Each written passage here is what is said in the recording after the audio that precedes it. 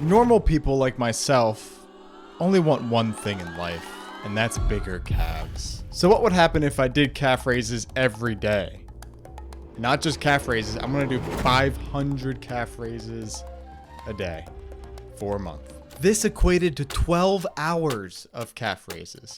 But before we dive into the results, here is where I started. Sure, go ahead and make your 15-inch jokes. Every great video has a 0 to 10 scale. The right looks just a little bit juicier. I'm gonna go 5 out of 10. And the left, let's give it a 4. So why do I think this might actually work? While there are a ton of muscles that plantar flex the ankle, the two big ones are the gastrocnemius and the soleus. The soleus performs plantar flexion when the knee is bent, like in a seated calf raise. And the gastroc does most of the work when the knee is straight, like a standing calf raise. And over the past couple years, there's been a lot of talk of the calves, in particular the gastrocnemius, responding well to high volume training. So of course I read the answer to massive calves. The answer? 100 calf raises per day for a month. And then I supersetted that with this article, which I didn't read, but look here, more sets, more muscle. There's only 3 rules for this challenge. Number 1, 500 per day, no exceptions. Rule number 2 is the rule of 2s. We're gonna use a 2-2-2 tempo. That is a 2-second squeeze at the top, a 2-second hold at the bottom, and about 2 seconds to transition between the two. And finally, rule number 3, we need to use a full range of motion. To accomplish this, I'm just gonna use a step as I do my heel raises.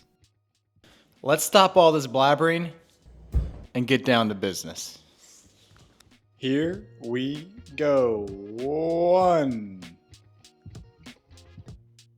2. These little pups are burning so bad. I'm only 250 in and I have 250 to go, so let me get back to it. 499. 500. Oh. Woo-wee. 500 done. It took me 26 minutes. That's not bad. It's not bad at all. So this might not be as bad as I thought. Day 3 update. My calves are so sore I can barely move my feet. I've contracted the DOMS, delayed onset muscle soreness. So I've been gently stretching my calves to alleviate this because we must press on. Clearly these calves won't grow themselves. But the worst part didn't come until days 4 and 5, and it almost broke me. My family and friends were inquiring about my wellness, and, well, my calves were not well. The only solution for my soreness was gentle stretching and then doing more calf raises. But after day 7, my soreness was completely gone, and I didn't catch any more DOMs for the rest of the challenge. Days and nights went by. I kept pumping my calves full of lactic acid. One of the hardest parts of this challenge was counting. So I'd often spread my calf raises throughout the day, but then I'd forget where I left off. So I'd come back, am I at 200 or 300? But just like my golf scores, I always just pick the lowest one.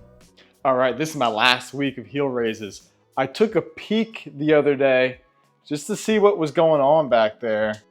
And they still looked a little small. So, you know what they say, more sets, more muscle.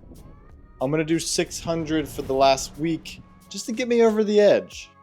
I didn't think 100 extra would make much of a difference, but it's just enough for me to question my life choices.